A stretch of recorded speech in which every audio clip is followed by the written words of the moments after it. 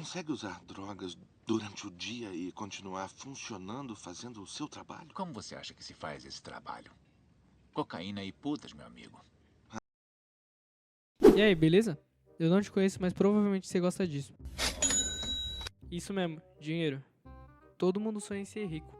Alguns estudam, outros empreendem, tem empresas também. Só que tem gente que simplesmente olha o Código Penal e pensa como violar e ganhar dinheiro em cima disso. Pois é, e hoje a gente vai conhecer gente que ficou rica mentindo e passando a perna nos outros. Frank Abagnale. Imagina que você tem 16 anos e ao invés de ficar preocupado em estudar ou ter uma vida normal, ficar jogando, subir capa no Free Fire, você decide que quer ter uma carreira para distrair sua mente. E quando você vê, tá tudo dando certo no seu emprego e o FBI começa a correr atrás de você porque você roubou mais ou menos 2,5 milhões de dólares. E a gente nem tá falando daquele tipo de caso que um golpista liga pra sua avó lá de São Paulo, aqueles números que fica ligando enchendo de saco e toma todo o dinheiro da véia, sabe? Dessa vez não é isso. O emprego desse Frank Abagnale começou quando ele entrou num avião vestido de piloto e começou a se passar por piloto e viajar pra onde ele queria e receber por isso ainda.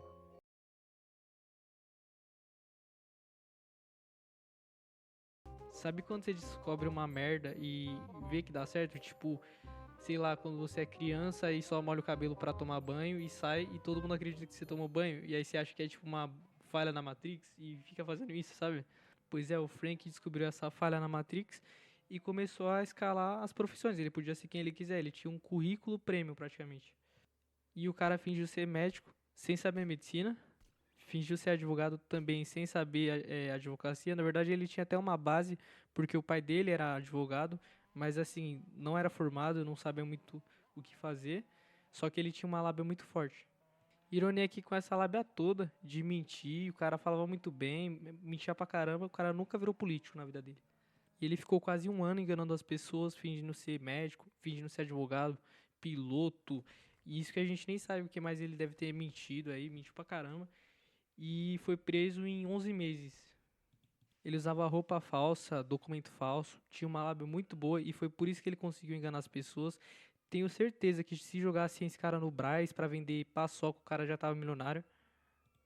Só que como toda mentira tem um prazo de validade, uma hora a casa cai e a polícia e o FBI pegou ele.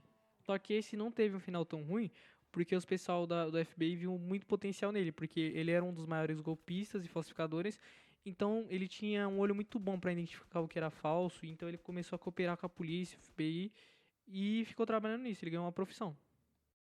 Ana Delvey. Já viu aquela frase que você não precisa ser e você só precisa aparecer? Eu não lembro muito bem quem falou essa frase, mas se aplica muito a esse caso que a gente vai falar. Imagina você tentar parecer rica e ficar rica com isso. Dessa vez a gente não tá falando da Cela. Essa aqui meteu o louco legal e fez muita merda. A Ana Delvey só tentou parecer rica e resolveu o resto depois.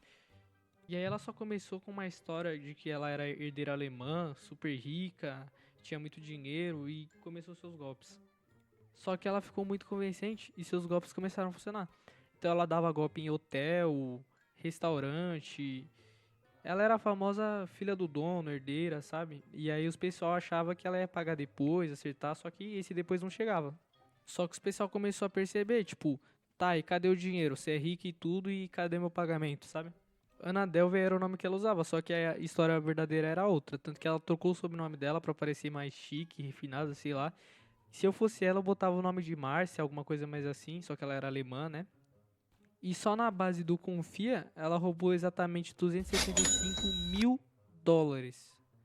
Mais impressionante é que ela não precisava provar nada, só a aparência dela, assim, o jeito dela falar, ela falava que tinha todo pataco e tudo. Só que é aquilo que a gente disse, quando a pessoa entra num lugar e finge saber exatamente o que tá fazendo, os pessoal dá muita credibilidade, entendeu? E ela já tinha uma aparência assim mais rica, digamos assim, um nome todo sofisticado e o pessoal confiava. E como a gente disse anteriormente, uma hora a conta tem que fechar, só que a conta dela chegou. E a conta chegou, ela foi presa. E o mais curioso é que, mesmo depois dela ter sido presa, ela ainda tinha muita relevância e destaque nos documentos, jornais. O pessoal ainda acreditava que ela era rica, mas depois tudo caiu. A Ana simplesmente transformou a mentira dela num produto. Jordan Belfort, o lobo de Wall Street. O melhor a gente sempre deixa pro final. A gente vai falar do Lobo de Wall Street. Muito provavelmente você já viu esse filme, que o ator é o Leonardo DiCaprio e ele faz uns roubos milionários, faz umas coisas muito loucas.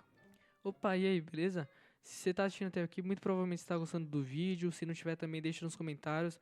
Dá aquele apoio de inscrição. A gente tá começando o canal agora. E é isso, obrigado. De volta pro vídeo aí. Então, antes de começar a falar do Jordan Belfort, eu queria dar um pouco da minha opinião.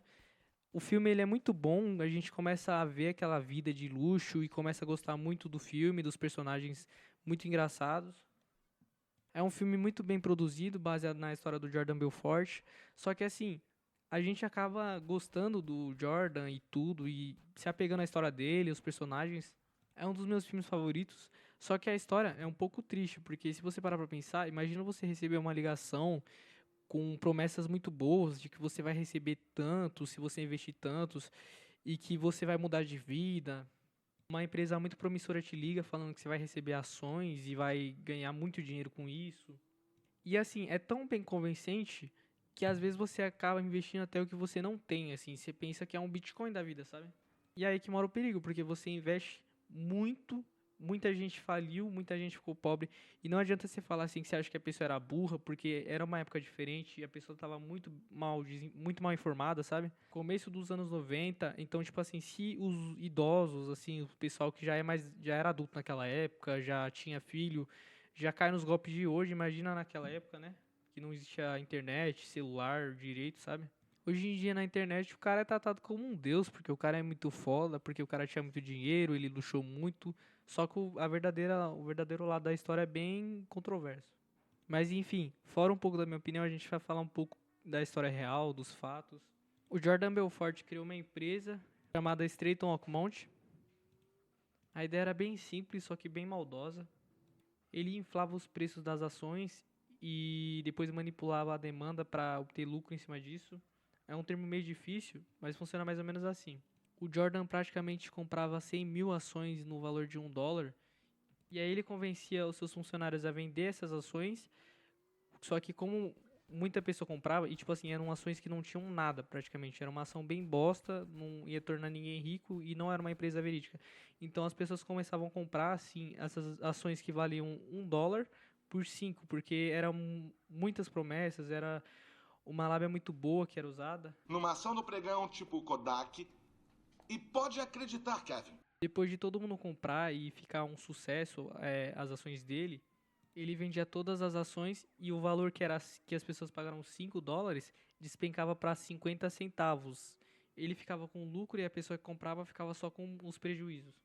Só que aí ele foi preso, a polícia descobriu, foi feita uma investigação gigantesca e descobriram que ele tinha gastado pelo menos 8 bilhões na empresa dele, assim, luxando com iate, casa, festa. É bem parecido com o filme essa parte. O desfecho dessa história também é bem parecido com o filme.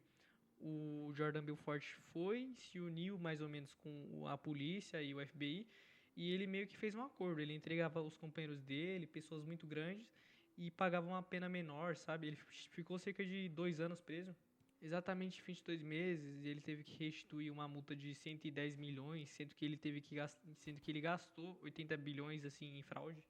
Depois dele pagar as multas e ter colaborado com o FBI, ele se tornou palestrante, vendeu livro, fez um monte de coisa assim. No final ele não ficou mal na história, sabe? Por mais que ele deveria, né?